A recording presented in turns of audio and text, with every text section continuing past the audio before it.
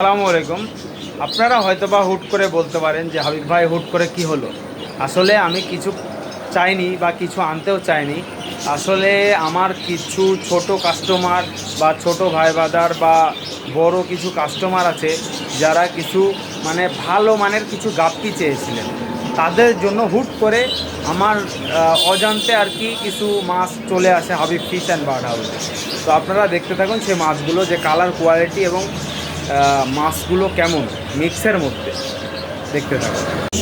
দেখতে পাচ্ছেন আপনারা মাছগুলোর কালার কোয়ালিটি মাশাআল্লাহ অনেক সুন্দর। মিক্স গাপ্পির মধ্যে অনেক কিছু এক্সক্লুসিভ গাপ্পির মতনও কিন্তু কিছু মাছ রয়েছে।